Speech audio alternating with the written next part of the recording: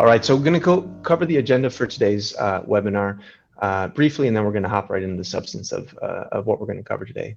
The first major theme that we want to cover is how is the manufacturing industry shifting and why? A lot of new capabilities are becoming available, and that's certainly impacting the way people think about and deploy MES type solutions. So we're going to talk a little bit about what's driving that. One of the big changes that we're seeing here and that Gartner is also recognizing is that there is a shift away from monolithic solutions to this new concept of composability. I mean, the concept itself is not entirely new, but the way in which people are taking this on as they build and evolve manufacturing execution systems is different than what it's looked like in the past. So we're going to talk a little bit about what is composability and what does this actually look like in the wild. And then we're going to talk a little bit about some of the architectural decisions that companies make when offering a service like Tulip or like an existing MES solution, and what kind of an impact architectural decisions have on the way that you can actually support these types of use cases across the industry. So with that, we're going to go ahead and jump into things. And Jen, I'll hand it over to you. Do you want to talk to us a little bit about what you're seeing and how the manufacturing industry is shifting and why? Yeah, for sure. So with the Gartner Magic Quadrant that came out just a few weeks ago, we saw a lot of big changes that sort of validate a lot of things that we were seeing as well. So it was very comforting to see all of that. But there are three big things that we saw. So first is a lot of discussion within the report about this market shift towards composable enterprise. And this whole webinar is about composable enterprises and technology and how to support that. But it seemed like there was a lot of emphasis and repeated multiple times that this is something that is the future of MES. And basically, it seemed that companies or vendors that weren't really like grabbing onto this and using this as a way to like develop the product and provide like a updated solution to their clients were not really being favorably kind of represented or didn't like make a good spot on the Magic Quadrant. And there's a lot of shift in terms of what the Magic Quadrant looked like this year versus last year. So that was comforting to see because that's something that we really believe in when we see here at Tulip. The second thing that we saw was related to this is usability and user experience. This is, of course, becoming more and more important over the last couple of years with COVID and not as many people being on site, with people staying at companies for shorter periods of time. 10, 15 years ago, it was not uncommon to meet somebody that had worked at a specific manufacturer for like 40, 45 years. That's not what's happening anymore. People are staying year and a half before moving on to the next company. It's also a younger generation that's coming in, and they're looking for solutions that more align to what they're using in their everyday life, things that are easy to use, easy to implement, use the latest technology, and are helping them streamline their processes. So there's a lot of mention of that as well. And then the third thing, which is related to composability, is MES architectural innovation. And so that was mentioned throughout the reports. It's actually a new key capability that was introduced for the Magic Quadrant. And it talks a lot about kind of these like newer things that certain vendors are implementing. So it's full microservice architecture. It's these composable applications, process templates, AR, augmented reality, and then things like machine learning and computer vision. So a new capability that was introduced for this Magic Quadrant. And so it's very clear that the industry is shifting to composability. We can see on the next slide some numbers that we found really interesting. So on the right here, we're seeing that by 2025, Gartner was estimating that 60% of new manufacturing execution solutions would be assembled by manufacturers and implementation providers using that composable technology. And it's for a good reason, because they also estimated that organizations that do adopt this composable approach will be able to outpace competition by 80% in terms of speed of new implementation of initiatives. So it's obviously like a really big topic and really exciting. So we want to start the conversation by just really defining what composability is. Composability is not a new thing. It's a old term that's been used for many years in computer development or software development. And it's a system design principle involving selecting and assembling components to satisfy specific user requirements. So taking all the different pieces and creating something that is specific to that end user. And so now we're seeing that businesses are adopting this concept for their businesses and using it to have that real-time adaptability and resilience in the face of uncertainty, which we're all very familiar with from the last 2 years.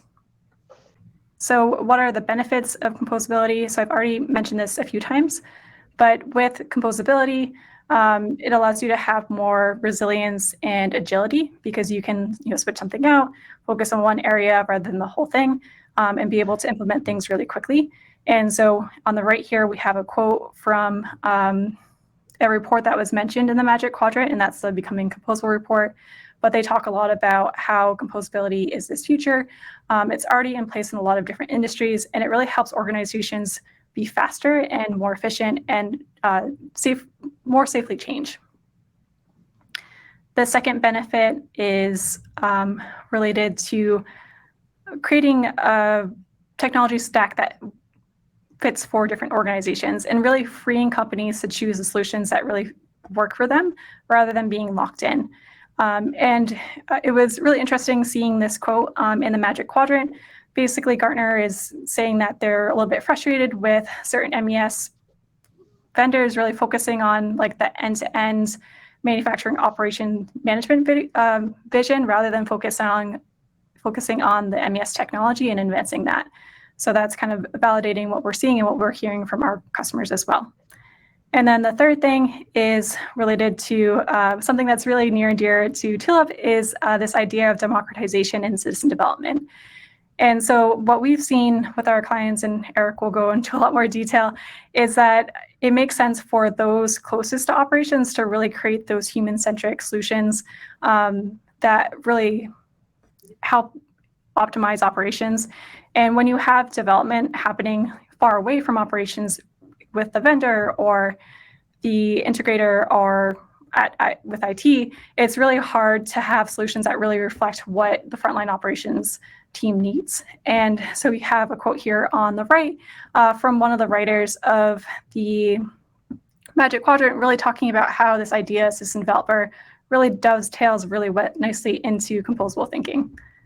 So what does composability look like? So this is a graphic from that Becoming Composable report that was mentioned in the Magic Quadrant. And so you can see here, this graphic talks about 4 different personas. The first obviously is creator on the far left. This is a person that is designing and creating the different building blocks. Then you have somebody who is the curator that is taking those building blocks and creating solutions or templates that are really easy for someone that is a composer to download and use to be able to create that actual series of components in an app for that end consumer. And so they describe it as 4 different types of personas, which we like but don't 100% agree with, and Eric will cover that a little bit more. And the thing to note about composability is it's not a new thing. It's used in a lot of other areas. Website design, interactive software design for prototypes, forms for the legal side of things. So this has worked really well in other industries and it's just coming to manufacturing. And it's already been used a little bit in manufacturing, but I think it will become the norm. But I'll hand it off to Eric to talk about what we see in terms of composability and what that looks like. Yeah, thanks, Jen.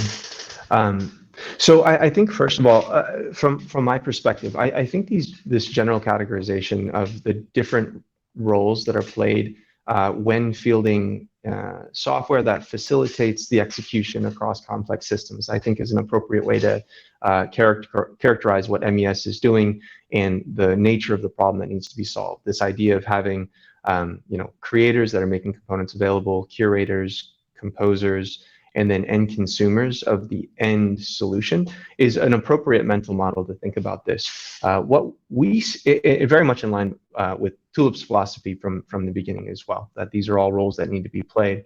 I think from our perspective, what we see though is that it's not necessarily so linear. So it's not, oftentimes these these roles overlap with different personas within the organization, and there's a feedback loop that exists within this system. And so I want to start by just talking, let's drill in a little bit and let's talk about the citizen developer and the end users of these applications. So, when we think about citizen development in the context of a manufacturing operation, we're typically referring, most often we're referring to that frontline engineer, the person that's responsible for the actual execution of the work, and making, really empowering them to solve the problems that they are facing, that their teams are facing, by enabling them with a fundamentally better set of tools. Again, building very heavily on this composable software development paradigm. So if you think about that frontline engineer, and then you think about the end user,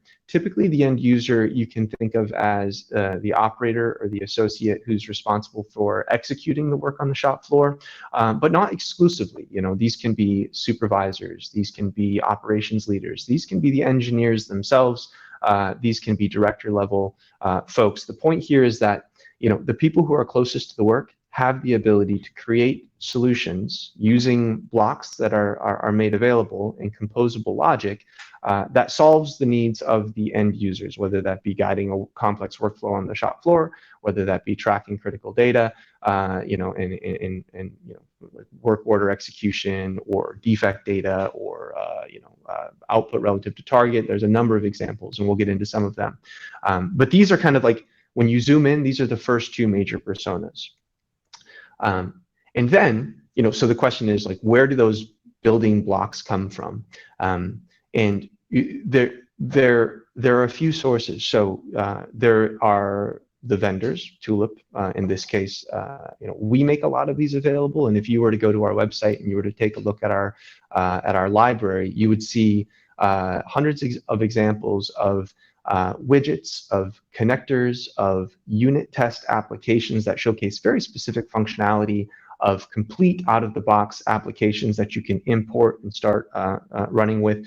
So Tulip provides a lot of these directly, but not exclusively. We also have a burgeoning ecosystem of partners, of citizen developers who build something and then want to share that with the broader ecosystem, and we have a mechanism by which we can make that available to the broader public, and then also within the context of the Tulip experience. So when the citizen developer says, you know what, I want to go ahead and start to compose a new solution, they're not having to start from a blank sheet of paper. They can go ahead and they can start by importing the various blocks that are going to help them get what they want the end user to solve whatever problem it is that they're addressing. So you've got the end users, you've got the citizen developers, you've got this broader ecosystem of vendors, of partners, of third-party developers, of citizen developers themselves that are contributing to this. And if you expand that one step further, you have this, you have the role of what we see is typically called the center of excellence, but this is some sort of central coordinating body that's going to work with the citizen developers across the different sites. They're going to, the role that they're going to play is one of saying, like, we're going to enforce certain standards, whether they be design standards or governance standards or a particular data model or an integration with a third-party system like an ERP or something like that. A lot of times that will be driven by the central entity, typically the center of excellence, but that's not all they do. What they also do is they're working, as I said, with the citizen developer and the end users, and they're listening and they're collecting best practices and they're identifying opportunities to share those best practices across the broader organization. So if you think about, a company with, a typical Fortune 500 company may have, north of 100 different sites. And within each of those sites, you might have 10, 20, 30 citizen developers. You may also have much fewer. You could have one or two, particularly for smaller sites. But the point is there needs to be some sort of central mechanism by which these folks can come together, they can share best practices, they can disseminate those best practices, and they can share learning back and forth. And again, that learning is further facilitated by this broader ecosystem that includes vendors, partners, independent developers, things like this. So again, we very much agree with the idea of, or with the paradigm that we showed on the previous slide. We just see how that plays out in the context of operations as being a little bit more dynamic than sort of that linear progression of creator, curator, composer, consumer. Oftentimes these personas overlap, and the interplay between them is actually very rich and quite dynamic, at least when done well. So moving on here, I want to give a couple of examples of what this looks like in practice for across these different personas. So the first is a consumer. As I said, this could be an operator or an associate. This could be a supervisor. It could be the engineer themselves. So what you see here is an example of content that's guiding a complex manual workflow. This is work instructions plus tracking. So jobs are being assigned, materials are being consumed. This is a fairly complex assembly operation that's being guided, in this case, via a mobile application, though it could be any internet-connected device. So this could include a tablet, a touchscreen, a wearable, a cell phone, anything of that nature, HoloLens, whatever the case may be. So it's guiding the execution of some process. It's also tracking critical process data through the execution of that process, and it's coordinating the execution of the process with the consumption of materials. So now we're going from what on the surface appears to be just like a very simple dynamic set of work instructions, but we're really extending that into now the MES category of understanding the flow of materials through the process. A couple of points to call out. First, you want this to be fairly streamlined. You want this to be fairly straightforward. If you're in an application executing a process, this isn't like this should be very focused in its scope. So, an app is a way of thinking about a complex system in a very modularized fashion. So we're going to take that complexity, we're going to break it down, we're going to build specific lightweight applications that are loosely coupled. So interdependencies between these applications are minimized to the extent that that is appropriate, which enable for faster iteration, faster execution, and overall create a much better experience for the end user.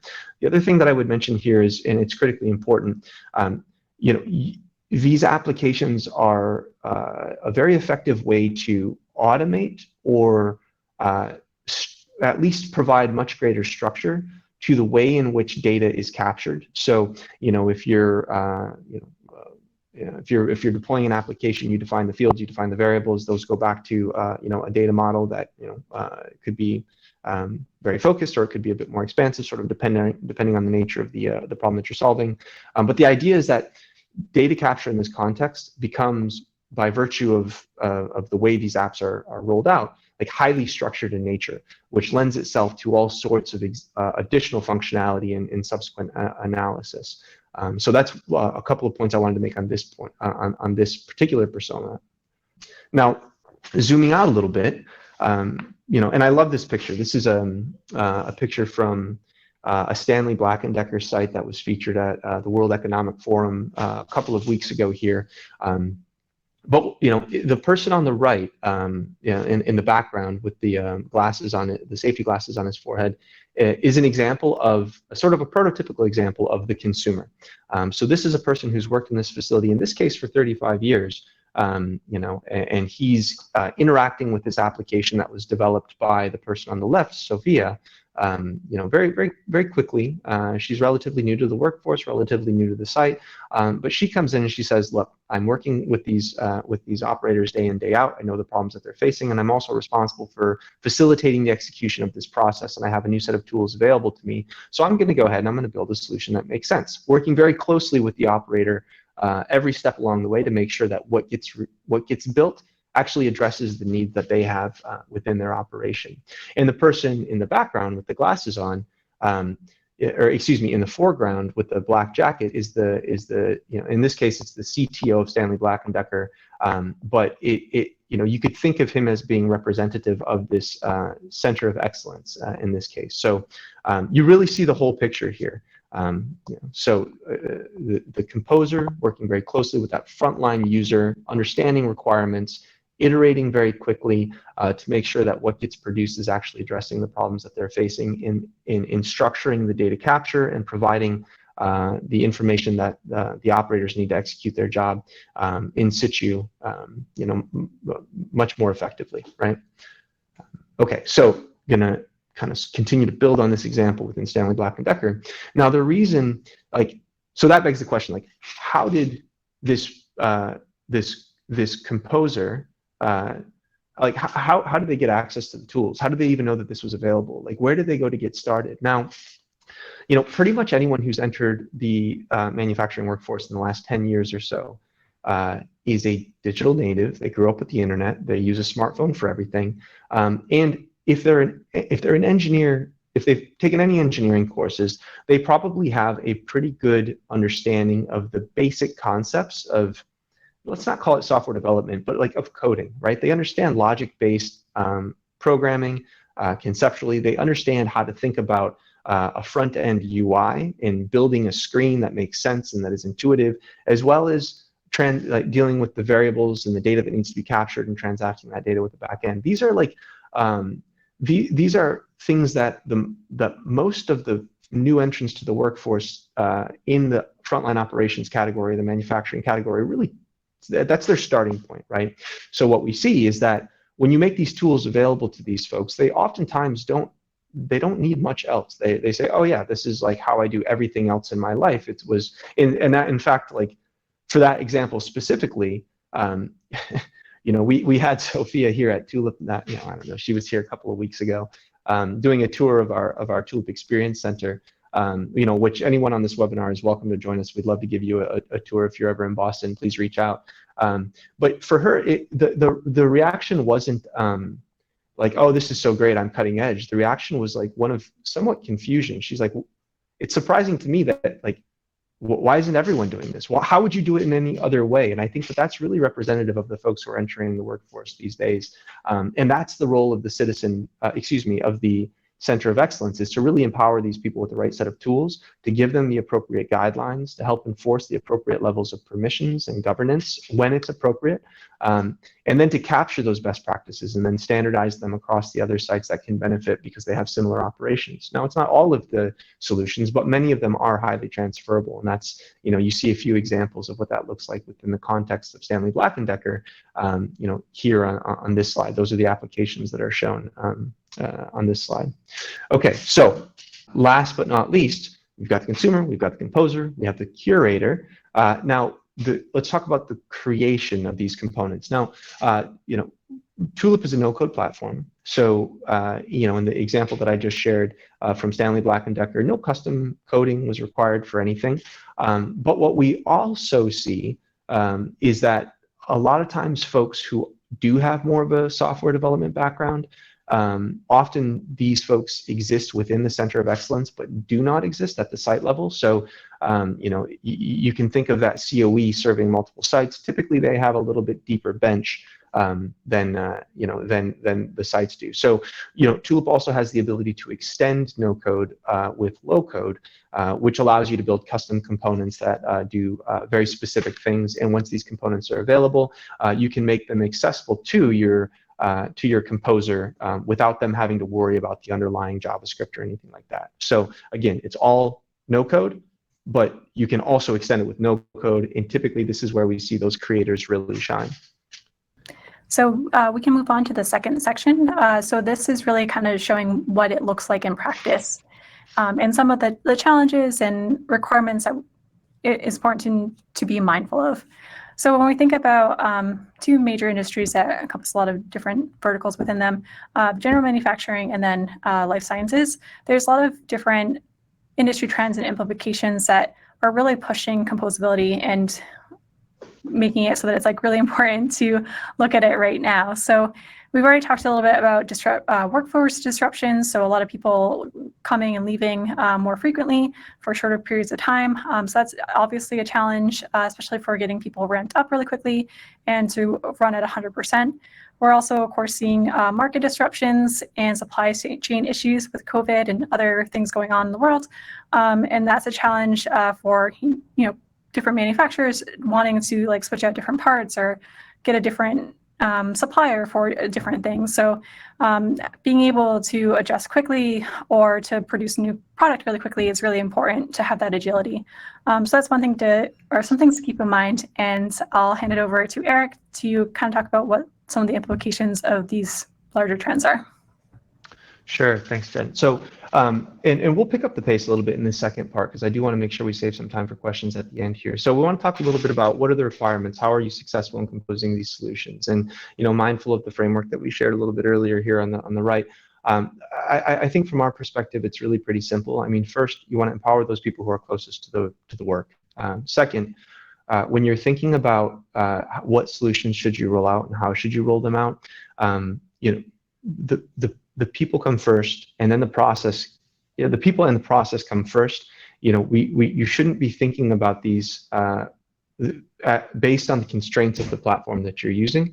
Rather, let's think about these from the perspective of the reality on the shop floor, and then your solution should be flexible enough to address that reality. And then as that reality changes, which we've seen plenty of the last couple of years, and is going to continue to be the case for as people demand more more customized products and higher supporting like higher numbers of product lines and things like this, and a greater turnover within the workforce.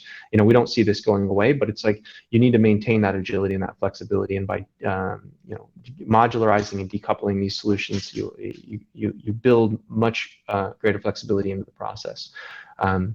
And then last but not least, when you do have these a best practice or a solution that is broadly applicable, you should be able to share that best practice across multiple sites. So those are some of the high level things that we see as being critically important to successful rollout of these solutions. What does this look like for general manufacturing? Well, here's just some examples. If you think about the operation here, there's a bunch of different people doing all sorts of different things, and all of that work has to be coordinated. How do you do that? Well, we don't boil the ocean. You don't have to solve the whole problem at once. You can solve it incrementally, and you can incorporate the learnings as you go. So some of the things that we see folks do, guided assemblies, which directly feed into production visibility, process audits, machine monitoring, inventory control, pack and ship are just a few examples that we see as being largely representative of what's happening within general manufacturing. And as I said, you can approach each of these problems somewhat independently, loosely coupled, and then understand what the interdependencies are between these operations, and then have a data model that's a bit more flexible to share information across these different solutions. So with that, I want to quickly switch gears and talk about same idea about how that applies within pharma and biotech and med devices. So just to summarize here, so there's a lot of similarities with general manufacturing. So of course there's a lot of market disruptions, a lot of new products coming on the market to respond to the pandemic. Also, the same thing is workforce disruption, so a lot of people coming and going. But then I think added for pharmaceuticals and medical devices, what we've heard from our customers is that it's going more towards more customized therapies. So specific medicines like for a smaller group of people or for like a specific person.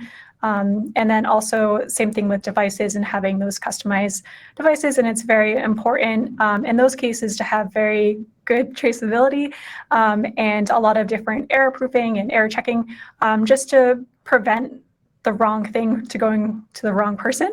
So that's another added challenge for pharmaceuticals, and also warrants a need for this composability, and also this added focus on GXP compliance and that kind of continued focus. And Eric will kind of talk about what that will look like with composability and what to consider. Yeah, so I mean, the process is the same, the concept is the same, but the requirements are oftentimes a little bit different in the life sciences context. So whereas in general manufacturing, a lot of times you're concerned about increasing the overall efficiency of the operation, making better decisions faster, producing more widgets, whatever it is the end product of this is, at a better margin, more efficiently. Life sciences is a different animal. Life sciences is focused on compliance and making sure that you have traceability of the devices, and that you're following the process as prescribed. And so here you might see a greater role from we have center of excellence, but you could also think of this as quality, or once we define the process, we need to ensure that it's being followed. And so governance becomes even more important in this context, poke-yoking the process to make sure that if you are deviating from the process, you literally can't continue the process. It flat out stops you. And then, if we think about standardizing data collection, this is in the context oftentimes of things like electronic batch records, electronic digital history records, building these solutions with the intention of auditability. So capturing all of the critical process data you need to ensure that what you're producing is compliant with the FDA or other regulatory entity that you're whatever the regulation. If you like aerospace and defense is sort of a similar story, slightly different regulation, but the idea here is a little bit higher priority, probably on governance, on centralized control for those use cases where it makes sense, and where those use cases that are more that are not GXP, CFR 21 Part 11 compliant use cases, you can offer greater flexibility. So it's like the right amount of governance depending on the use case. And what does this look like practically speaking? A few examples I mentioned. We see things like work instructions plus electronic batch records or digital history records, line clearance procedures, log books, and then, visibility tracking. You see quality management systems, deviation reporting, things like this being handled within Tulip pretty regularly. And again, building on this composable paradigm. So the roles of the different personas are a little bit different in this context, but the fundamental principles are the same. Now, we've talked quite a bit about like why composability and how are we seeing it roll out, but now we want to talk a little bit about like what's the underlying architecture that enables a composable solution. So Jen, do you want to talk a little bit about the pillars of composable architecture, and then I can talk a little bit about how we see this playing out? Sure. So throughout the presentation, Eric's been talking about different requirements for those different personas and the different industries, and we've kind of summarized them here with these 4 different pillars. So the first one is agility, and I know we talked a little bit about that, but being able to adjust the process to fit what actually needs to be done, and really aligning to the existing processes and processes that make sense rather than kind of fitting it the other way around and trying to model the process after the system that's supporting it. That doesn't really work. And then also being able to make those rapid updates and be able to implement new solutions really quickly to capture different opportunities that are happening. And then also have the flexibility to define what those data structures look like. We're seeing some customers that enjoy using that flexible data structure because they have special requirements, especially when it comes to the customization for pharmaceuticals and medical devices, and having that flexibility to define that structure. The second one is extensibility, and that's that ability to connect to other solutions and really create a technology stack that fits with what they actually need. And that's with things like an open API and pre-built connectors, and being able to have trust that those connectors are going to work. And then also we talked a little bit about no code and low code, but giving the ability of being able to create these solutions to people that maybe don't have that technical expertise of knowing how to code and understanding HTML or JavaScript or any of that. So giving those capabilities to people, but not with all the baggage that goes with that coding expertise. And then the third one is scalability and accessibility. So a lot of the benefits that we see is being able to be that center of excellence and have one solution that works really well at one site and then being able to expand it to another site. And so being able to scale and be able to grow the solution and benefit from best practices in different sites is also an important pillar of composability, and being able to share that between sites is really important. And then the last is human-centric. So having these intuitive interfaces that are really empowering that frontline worker to get things done well and without errors, and also very efficiently. And also making sure that it's what people are expecting when they're coming into a new job. They want to work somewhere where it's the latest technology and their job is not harder than it needs to be. And it's like a innovative company. So those are the 4 pillars that we have identified. All right, and I want to talk a little bit about what are the implications from an architectural perspective, and I kind of want to tell a story. So I'm a customer, and I want to go ahead and I want to implement an MES system at my site, and maybe I have 10 sites or 100 sites or something like this. But I've identified a site, I'm going to roll out an MES there. And so I go through the requirements process, I define my processes, I build my operational flow diagrams, and so I've mapped this whole thing. Then I go ahead and I send these requirements out to the different MES. I get a bunch of bids. I pick the lowest cost one probably, but whatever. Let's say I pick my vendor. They go ahead and we roll out the MES. That almost always necessarily involves some customization to the code of that system. I've got to integrate to this ERP. I've got to talk to those machines. I've got to accommodate this process that's specific to this particular site. And so I do this, and 18 months later or something like that, I've got my MES. It's rolled out. Now, in the best of circumstances, I was right. All my OFDs were spot on. I nailed my process. It almost never happens. There's always something that I didn't expect. And then also in the intervening 12 to 18 months, like, let's assume that 0 things changed in the process. So what I actually get at the end of that period is exactly what I wanted, and it solves the problem. It's like a wildly unrealistic and optimistic perspective, but let's assume that as a starting place for this conversation. So now I've got my MES, and I'm rolling out version 1.1 of this system, and it's deployed across my operation, and it's running and it's doing the job. Now I want to deploy the MES to my second location, and the process is a little different. I have a different ERP. Maybe I have different machines or no machines, so I need to make some additional accommodations for that MES, right? Then I'm going to go ahead and I'm going to roll it out across my third and fourth solution.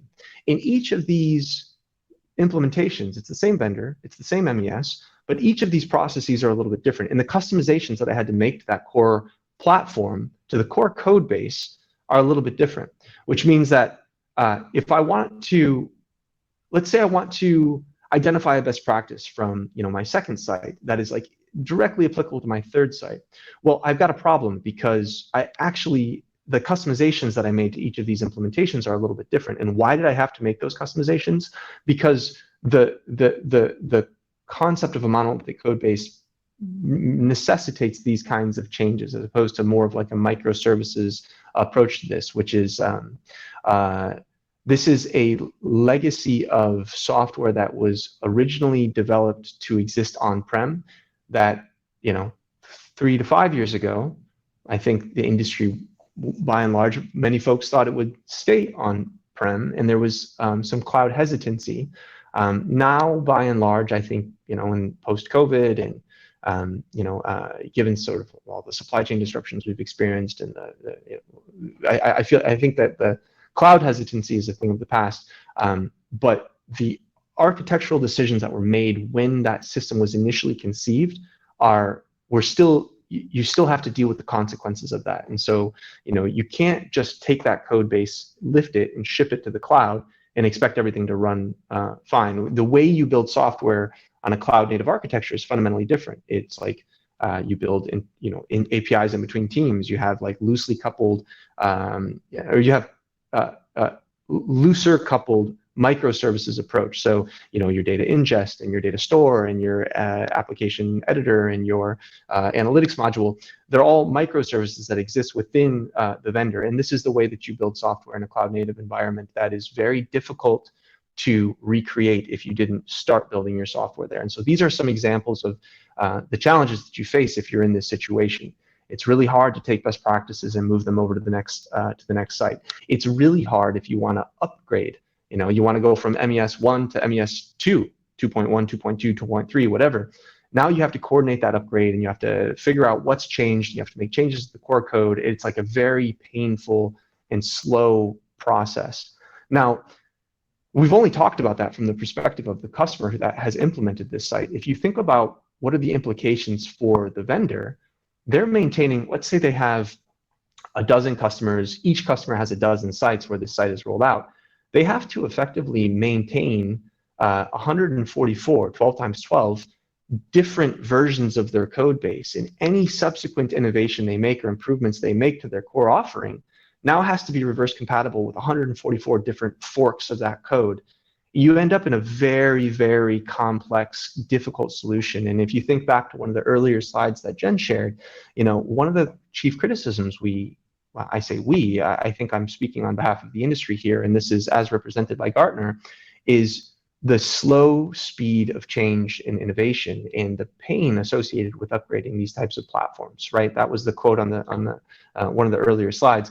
But why is that the case? Well, this is why that's the case. It's actually like a very, very hard problem to solve once you've made a day zero architectural decision about the way you're going to build your software.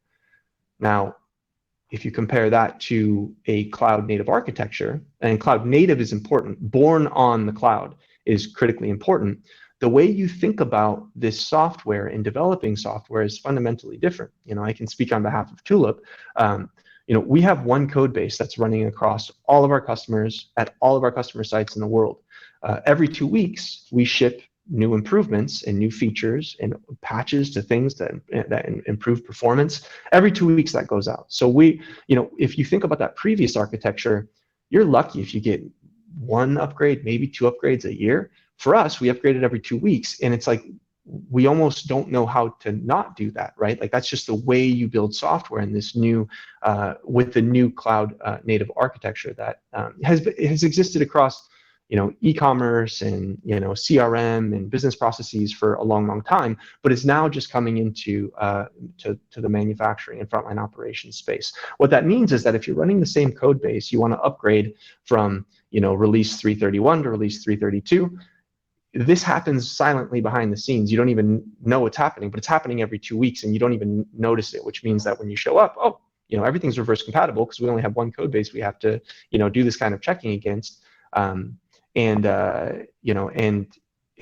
these new capabilities are just made available to you. And what that also means is that if all of your sites are running the same code base, when you identify the best practice, like think back to the composer that we showed, so, Sophia on the shop floor with the operator, she built a solution and the solution was really great. And you know what? There's 10 other sites that could benefit from that solution. It is trivial to take that solution and immediately make it available to these other sites. Something that is a virtual impossibility if you started your journey with this previous architecture, right? So that's the key. What we're seeing in the Gartner report is a lot of thoughtful commentary about the implications of this. But what we wanted to do in this webinar is actually like peel that onion back a little bit and talk about like why is that the case and how has industry changed and how how is Tulip positioned? But really, it's not a Tulip specific thing. It's the difference between a set of offerings that were born with the intention of running on premise versus born on the cloud on a microservices architecture. Now, when we think about, I think this is worth talking about for a moment, and then I'll kind of go quickly through this next section. But if we think back to all these different use cases, the apps, each one has 6, let's say. Now, how do you prioritize development, and what's the role of the composer versus the consumer versus the curator? We use the term citizen developer, center of excellence. What we encourage all of our customers to do, and if we're helping a customer adopt Tulip, one of the first things that we always do is we will do an ease impact analysis. So we'll do an initial training. All this is available online. Typically, before we get there, before we get on the phone, you have citizen developers that are trained via Tulip University and a number of resources that we make available, all open source, all free. And so they have a basic understanding of like, what is this tool and how are they going to use it? Then what we'll do is we'll walk the shop floor and we'll brainstorm a list of 20 or 30 different use cases. If you give me problems that exist on the shop floor and then rate each of these problems. If you solve this problem, how impactful would that be to the business? Based on what you know of Tulip, how hard would it be to solve that problem? And then we just plot them on a quad chart and we say, okay, if it's in the top right, which means high impact, really easy, this is sort of COE, citizen developer shared, right? This is your low-hanging fruit. This is really where you should start the journey. And these are also where you're going to be looking at opportunities to benchmark best practices and then make those available across other sites within the enterprise. Now, if you're in the bottom right, pretty easy to do, but maybe not so impactful to the business.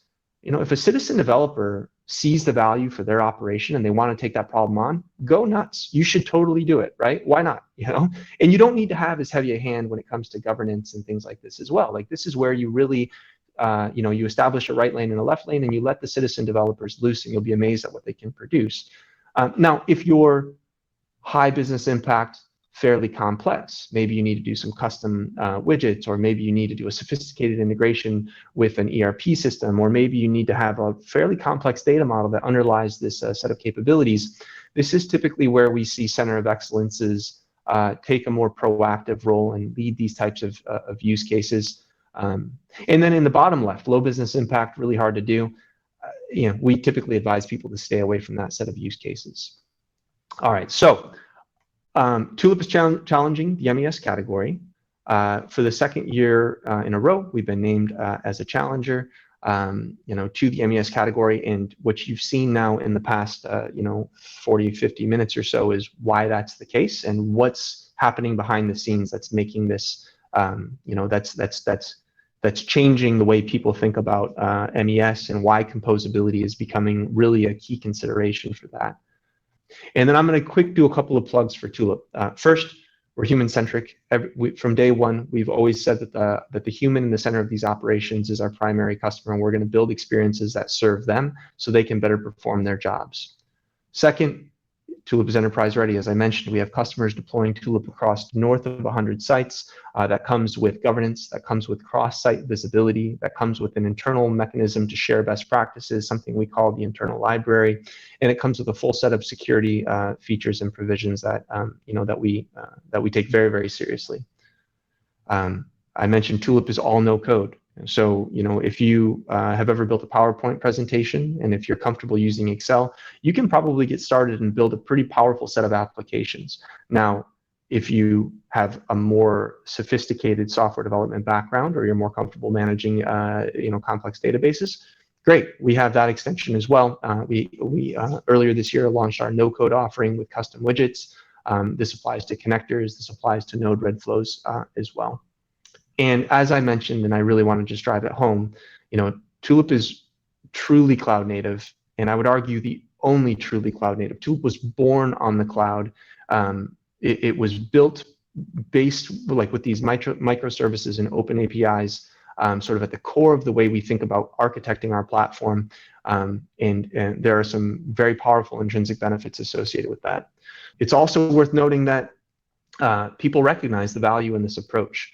We've been named a challenger for 2 years in a row now, but it's also, I think, worth calling out that if you look at the Gartner Peer Insights, no company in the MES category has received a higher user rating than Tulip. We've been rated 4.9 out of 5 stars. And so, I think people are really taking notice of this approach and realizing the value of this approach. So with that, I want to go ahead and just pause for questions. I think we have about 5 minutes or so left. Yeah, so we have a ton of questions, so thank you guys very much. Some of the questions are answered later in the presentation. They were just asked a little bit too early, so I'm just going to focus on the ones that we didn't cover. So there is a question here about what we mean by monolithic solutions. Yeah, so when I say monolithic, when we're talking about monolithic software, what we're referring to is there's two competing paradigms for how you develop software. The first is one, what we describe as monolithic. This is like a rigid backend data model. This is like many interdependencies in between all of the different facets here. So if you think about, if I implement one module and I make a change to that module, that has, that might impact the code in 6, 10, 12, 20 other places. And so if I make a change here, I need to understand now where else in the code that has been implemented. So that type of software development is referred to as monolithic. When I'm referring to, when I contrast that with like a microservices approach here, what we're saying is that you have very well-defined communication protocols and APIs, internal or public. Ours are internal for the moment. We'll stay tuned for more.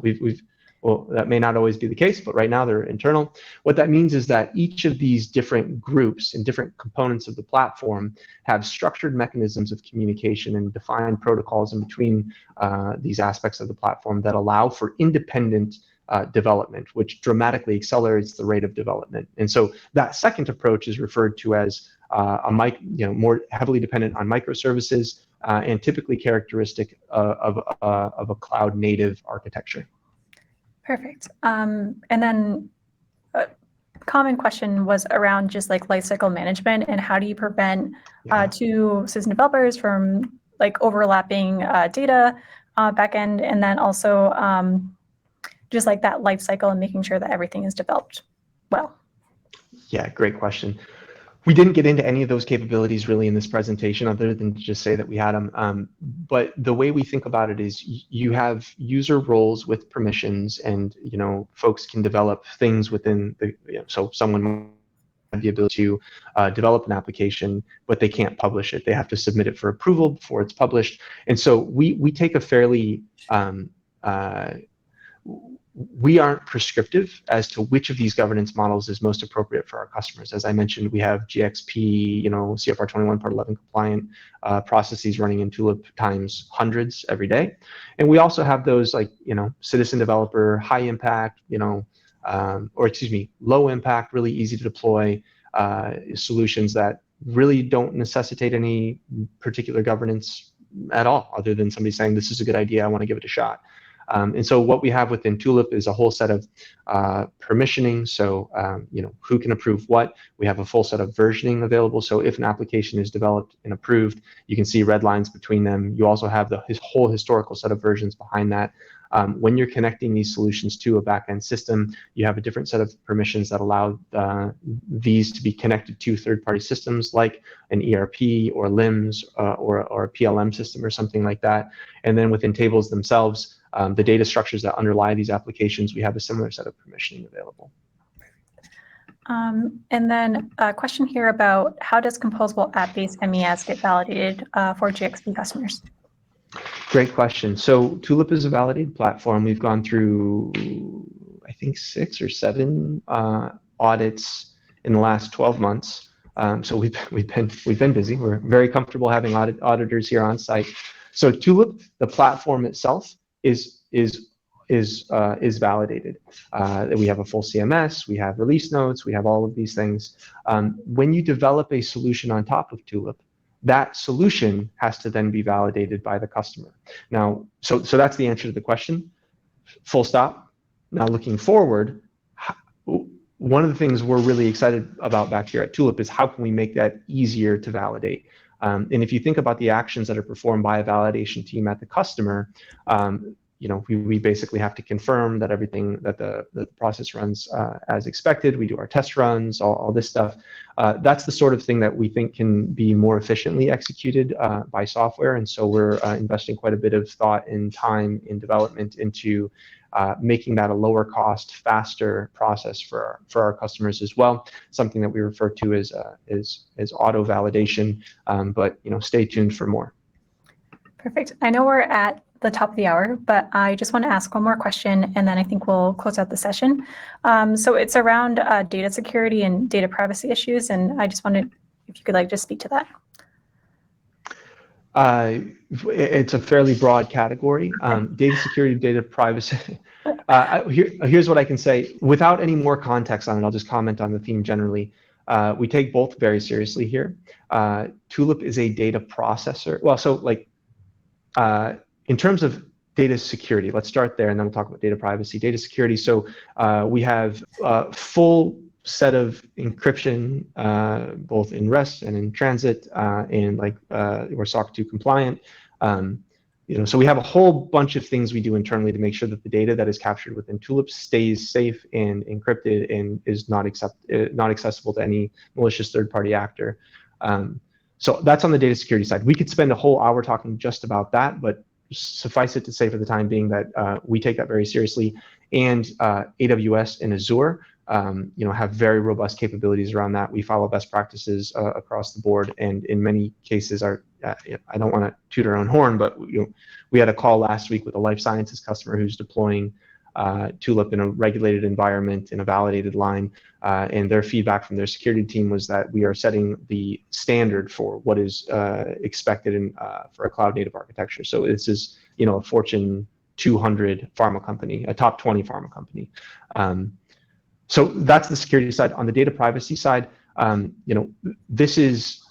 Tulip is a data processor, which means that our customers are responsible for dictating what data is captured and how that data is used. What we do is we just process that data. And so the customer has to be mindful about the kind of information they're capturing.